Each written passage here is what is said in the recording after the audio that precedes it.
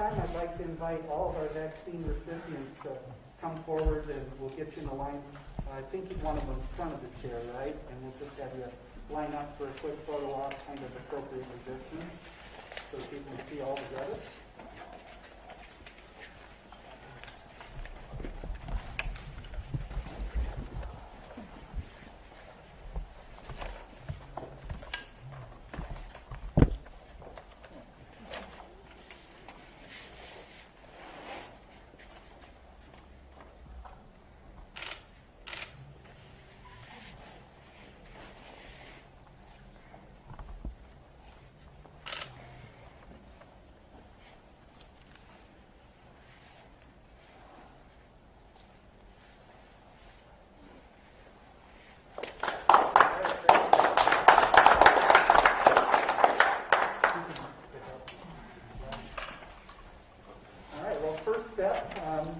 Many more to go, but we're so glad to get things started today.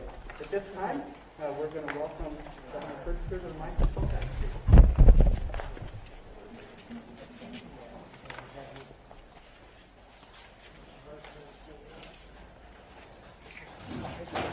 We've got totally normal, natural, 12 or 15 cameras on you. Hand me your microphone. No problem. Put it up there. Good job. Put good in your pockets now.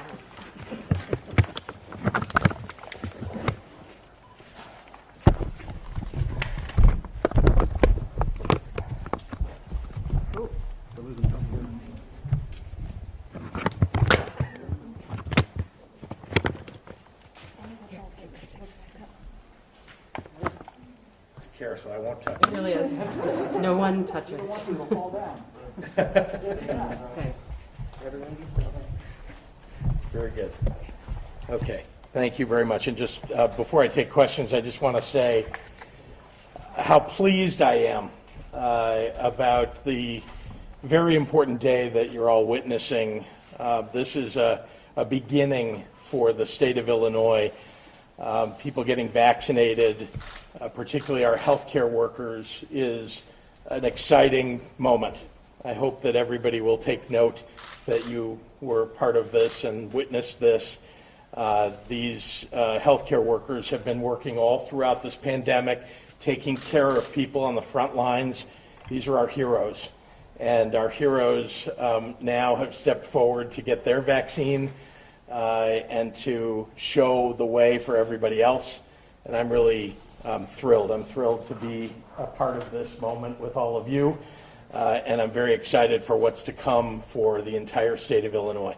So with that, I'm happy to take any questions from members of the media. What kind of security was given to the vaccines that were, taken from the center up in Chicago, downstate, and everywhere else? So the question was, what kind of security has been provided for the vaccines, for the people who are carrying the vaccines? We have made arrangements through our public safety efforts in the state, so that's the Illinois State Police and local law enforcement, to make sure that at every step of the way these vaccines are protected once they arrive in the state and to the locations that they're the original location, of course, for the vast majority of the state was our state national stockpile, the SNS. And every step of the way, I met with the state troopers that were at the SNS yesterday, and they escort these vaccines as they move from the SNS to the RHCCs, the regional hospitals that also have ultra cold storage. And then local law enforcement typically are accompanying the local health departments as they pick up the vaccines and take them to the various places that they go. Governor Pritzker, when you announced your plans to restore Illinois, you said that we couldn't go to concerts or sports stadiums or reopen our businesses until a vaccine arrived. That's right. Well, I see one. Yeah. You'd like me to open everything up? Here's What does that process look like? When can people Sure. feel safely they don't have to wear a mask anymore? What does that process look like over the next few months? Yeah, so the question was phase 5 of the Restore Illinois plan that we put out months and months ago calls for an opening of the state. And it's in the event that there is a vaccine that's widely available or successful treatments that are widely available. And so today is the beginning of a process that allows us to move toward reopening the state entirely. It will take some time. As you know, the manufacturers of these vaccines are working as diligently as they can. The FDA working diligently to give emergency use authorization and to get us the vaccines that we need to cover the millions of people that will get vaccines in the state of Illinois. So the length of time, as you talk to the experts, what they would say is that the manufacturing process will take some time so that they can deliver them, as fast as they can, but months will go by here while we are working through the ACIP CDC guideline for healthcare workers and for those in long-term care facilities, and then for the many others that are in the various phases, 1B, 1C, 2 and 3 and 4, until we get herd immunity. That's what we're all aiming for the state of Illinois and for the United States of America. Governor, there were a couple of hospitals in the suburbs that were expecting to administer their first shots today. That's being moved to tomorrow. Can you explain what's causing those delays? And can you also tell us how this site was chosen for this today? Sure. So we wanted to make sure that, as occurred in the city of Chicago too, and in a number of other places, that people could see the first people who will get vaccines in the state. So that's why we're here in Peoria. The SNS is nearby, and so this made it more convenient to make sure that we could do this today. As for hospitals that aren't going to begin vaccinating until tomorrow, that's because, and you may have heard yesterday, I had the CEO of the Illinois Hospital Association, Healthcare Association, at my press conference, and the hospitals themselves, for the most part, have asked for delivery on certain days. And so we've made sure that we adhered to their requests. I know that some hospitals are anxious to get theirs. Their communications folks would like to have been the first, let's say, in their area to do it, but the hospital associations, the administrators, those who run the hospitals are the ones who ultimately determined when they would have their timeline begin for vaccinating people at their hospital. How many do we expect to get the first dose today? I'm sorry? How many do we expect to get that first vaccine dose today? I'm not sure how many will be done today. I know that, we're rolling out there, I think 43,000 initially delivered, and then, as you know, there are 4 counties that are receiving deliveries from the federal government directly. That's beyond Chicago, and that's St. Clair County, Madison County, Lake County, and Cook County. And so they'll be rolling out over the next several days the entire 85 to 86,000 vaccinations that will be available this week. Maybe a question for Dr. Ezike, I'm not sure, but what level of protection or immunity do these folks have after that first shot? We know they need 2. And then how closely do you hope people watch this process so that you can combat the public skepticism about the vaccine statewide? Right. Well, first of all, congratulations and thank you so much for your service and for being part of this monumental day. It's very important that everyone understands that you do need both vaccines with that minimum of 21 days apart.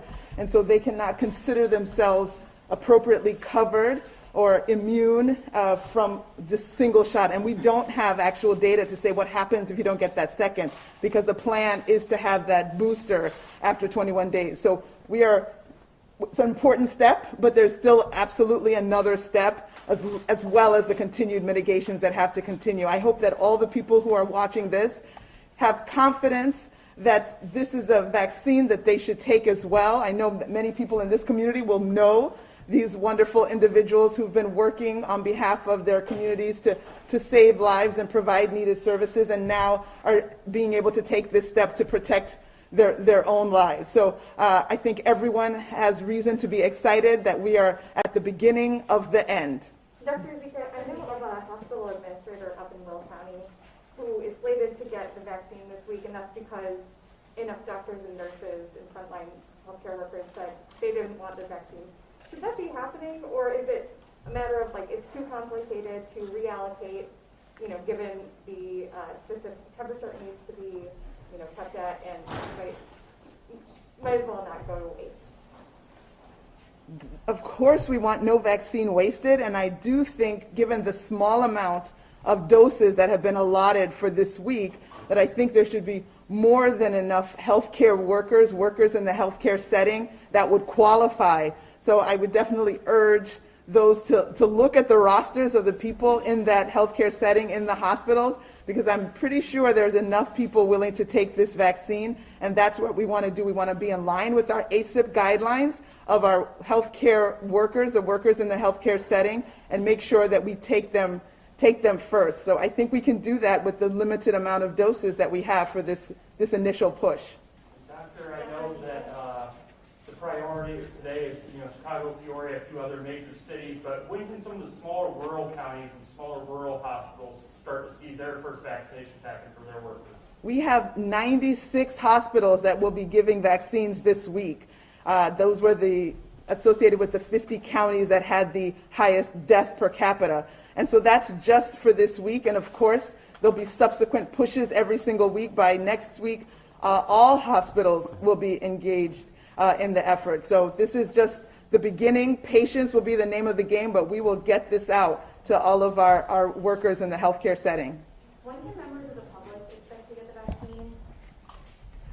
Again, I think we've tried to talk about that. This is going to be an extended process. Even though this is the last mile, we have almost 13 million people in the state. Herd immunity requires maybe 80%. We're talking about 10 million people. 5 have done it now. It will take quite a while to get to that 10 million. And so again, being patient, it's hard to give an exact timeline because I don't know how many doses I will have in January and February. So as more vaccines become authorized through that emergency use authorization process, that will give us more and more available supply. And as more and more people learn about this vaccine and decide they're going to get it, that will give us available arms to put it in. And so the combination of those two factors and the logistics of getting it to them, that's when we'll get to the end. It will be many, many months. I think most of 2021 will be spent in this effort. But I'm excited for the engagement and for the support of the community to get this done as rapidly as possible. Doctor, some people are saying, well, we'll just wait and see what happens because they're nervous about this. Will that offset the results if people tend to hold back to wait to see if there are reactions? For themselves or? Well, for others. I think they're nervous. They want to let everybody else go first. Will that delay our progress? I do imagine that, as with any kind of change or any kind of activity that you're trying to take on, there will be early adopters, there will be never adopters, there'll be late adopters, and then there'll be people in the middle. And so I know these people are helping for some of those later or middle adopters to say, hey, I see someone who looks just like me, who does the same work that I do, who's from my community, that's getting this done, that's from my state. And so I imagine that there will be a big push towards, later, maybe in the spring, where people are all rushing saying, yeah, all those people that I know that got shots, they're doing great and they haven't caught COVID. I think that will be the encouragement for many people. And so there might be a big surge of people wanting the vaccine a little bit later. But I still think that there are adequate numbers of people now. So this will be a continual process for much of 2021. We had a question from the reporter.